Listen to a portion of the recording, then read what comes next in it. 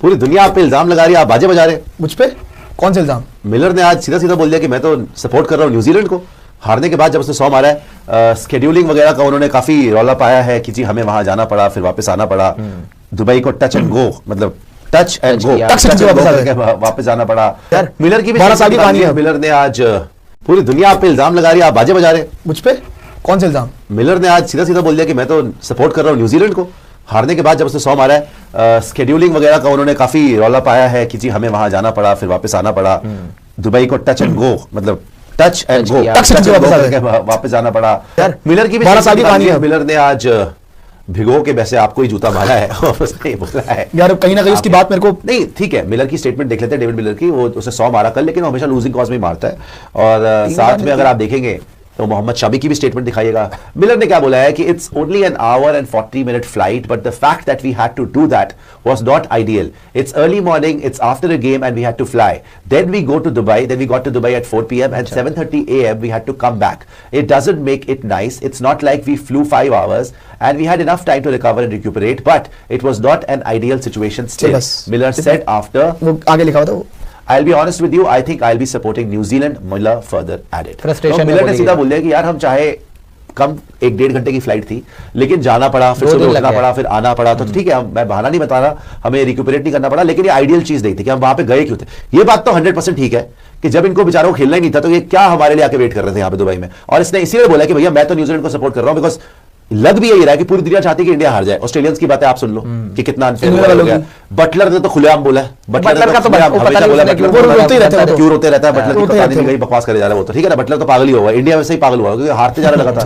फिर पाकिस्तान को तो बोलना ही क्या, वो तो है ही रोद दो। उसके बाद आप इसको देख लो आज, ठीक है ना। सिवाय जैसे मैंने बोला ना, सिवाय कीवीज के सब ने आपको इस बात पे बहुत ज्यादा क्रिटिसाइज करा। मोहम्मद शमी का भी स्टेटमेंट दिखाएगा, बिकॉज मोहम्मद शमी ने भी एडमिट करा है कि हाँ भैया हमें एडवांटेज है इस चीज की।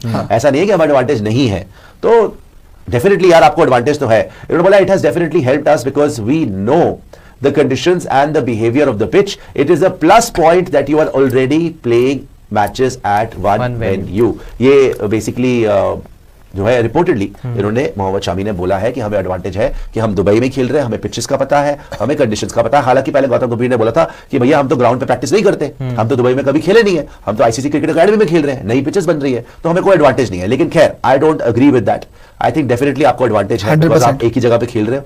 और साउथ अफ्रीका के साथ सबसे ज्यादा ज्यादती हुई है बिकॉज उनको एक रात के लिए वहां पे आना पड़ा, और जब उनको पता चला कि भैया हमारा सेमीफाइनल में कुछ रोल नहीं है दुबई में, तो उनको वापस जाना पड़ा और खेलना पड़ा। हालांकि वो फिर भी हार जाते, उनके बस की नहीं है, बट ये तो गलत ट्रीटमेंट तो गलत था यार। आपको अगर इस चीज पे है ही ब्लेम करना ही है किसी को, मैं मानता हूं, चलो जो मिलर बोल रहा है, जो सारे बोल रहे हैं एडवांटेज, वो तो मैं भी मान रहा हूं कि एडवांटेज तो है, लेकिन इसमें रादर देन आप इंडिया के अगेंस्ट हेट दिखाएं, इससे बढ़िया तो आप बात करो आईसीसी की। नहीं देखो प्रियांशु, आईसीसी भी आपका ही है। देखो ये तो अब ये छुपी हुई बात, आईसीसी आपका है यार, आपका आईसीसी आपका है, बीसीसीआई आपका है, क्रिकेट आपका है, पाकिस्तान अपना है, बांग्लादेश साइड में रखा हुआ है, ऑस्ट्रेलिया पे कब्जा करेंगे, इंग्लैंड हमारे पैरों में पड़ा हुआ है, सब कुछ आपका ही है। तो आप फिर ये तो आप एक्टिंग ना करें ना कि आईसीसी से बोलो, ऐसे बोलो। आईसीसी हेड कौन है? जैसा जी आपके धरती के लाल ही है ना वो, और बीसीसीआई भी अब पता ही है। तो देखो ये तो बोलने वाली बात है कि ये हो गया, इसीलिए आई थिंक इतना डिले हुआ था, बिकॉज ये पहला टूर्नामेंट ऐसा हुआ है जहां पे इंडिया जाके दुबई में बैठा हुआ है और बाकी सब हमारी खातिरदारी में पेश होते हैं, और जो नहीं जरूरत हम उसको दूल्हा बैठा है। मिलर ने स्टेटमेंट दे दिया, ठीक है मानता हूं वो शेड्यूलिंग उनके उस हिसाब से हुई थी, बट न्यूजीलैंड को भी अगर आप देखोगे उसी टाइम पे 2 तारीख को न्यूजीलैंड का गेम था दुबई में। न्यूजीलैंड भी पाकिस्तान से पहले फ्लाई करा उन्होंने दुबई, 2 को मैच खेला, फिर वो 3 को निकले होंगे, फिर उसका मैच के अगले दिन 3 को निकले, उनको भी 5 को खेलना था। साउथ अफ्रीका तो जहां तक बात है वो भी गए, वो भी वापस आए, तो न्यूजीलैंड भी वैसे ही गई है। ये रोते नहीं है यार, रोते नहीं है। न्यूजीलैंड एक क्लास एक्ट है, इसीलिए मुझे सिर्फ और सिर्फ न्यूजीलैंड से डर लगता है। बाकी लोग लेते हैं हमसे पंगा, हम चित्र मारते हैं, है ना, लेकिन न्यूजीलैंड चुप सभ्य तरीके से आते हैं, सिर्फ वो गेम पे कॉन्सेंट्रेट करते हैं और बैंड बजा के चले जाते हैं हमारा। अभी 3 टेस्ट कैसे जीते थे इंडिया में, कोई हो हल्ला नहीं करा उन्होंने। हम डैरेन मिचेल से पूछा भी गया था प्रेस कॉन्फ्रेंस में कि जी आपने रिकॉर्ड तोड़ दिया, आपने इतने साल के बाद इंडिया में जीत लिया। कहता क्या हो गया फिर, अभी लास्ट मैच पे देखेंगे, लास्ट मैच देखते हैं, सीरीज जीतनी हमने, मतलब सीरीज जीत लिया, मतलब उनको सिर्फ ये फोकस्ड है कि भैया क्रिकेट अच्छी खेल ली है और सीरीज जीतती है।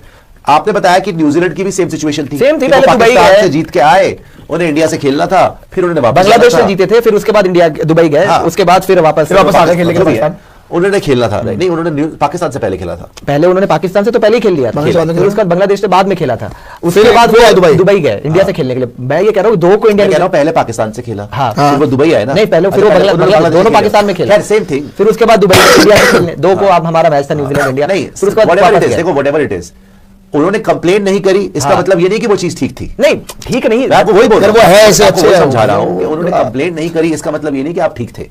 इन्होंने कंप्लेन करी है, जायज है। जायज अगर तो आपके ठीक साथ है। ये होता ना, अगर आपके साथ ये होता, आप रूफटॉप से चीखे मार रहे होते, रूफटॉप से। अगर आपकी टीम को ये कराया जाता कि आपका सेमीफाइनल पता नहीं है आपको, बस आप आके वहां पे वेट कर रहे हैं। नहीं, ये तो बड़ी अजीब ऑस्ट्रेलिया और इंग्लैंड खेल नहीं, रही ये है। चीज तो मुझे भी अजीब मैं वही तो लगी कह रहा थी हूँ कि ना, दोनों को भेज मैं दिया। कि दोनों के दोनों ऑस्ट्रेलिया और साउथ अफ्रीका वहां पर आपका वेट कर रहे थे कि भैया किसकी लॉटरी लगेगी जो स्टेट बैक करेगा, वरना निकल लो यहां से। तो गलत तो था। हाँ, क्या साउथ अफ्रीका में इतना दम है कि वो न्यूजीलैंड को हरा पाते? I don't think so.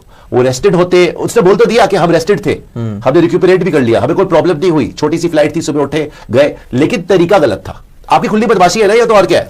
तरीका तो खैर अब ये तो तरीका बाद में लेकिन- मानता हूँ लेकिन मैं ये भी बोलता हूं कि इस बार शायद आईसीसी के पास ऑप्शन ही नहीं था, बिकॉज पाकिस्तान होस्ट था, राइट, और इंडिया ने पाकिस्तान जाना नहीं था, तो यही सोल्यूशन था कि इंडिया अपने सारे मैचेस दुबई में खेले। अब बिकॉज इंडिया सारे मैचेस दुबई में खेल रही है, तो सारे सेमीफाइनल्स को वहीं पे आना पड़ रहा है और वापस जाना पड़ रहा है, तो ये एक एडवांटेज आपको मिली है। अब अगली बार जब जैसे एशिया कप होगा वो पूरा दुबई में खेल लेना, और बाकी कोई टूर्नामेंट जो बाहर होगा वो बाहर खेल लेना।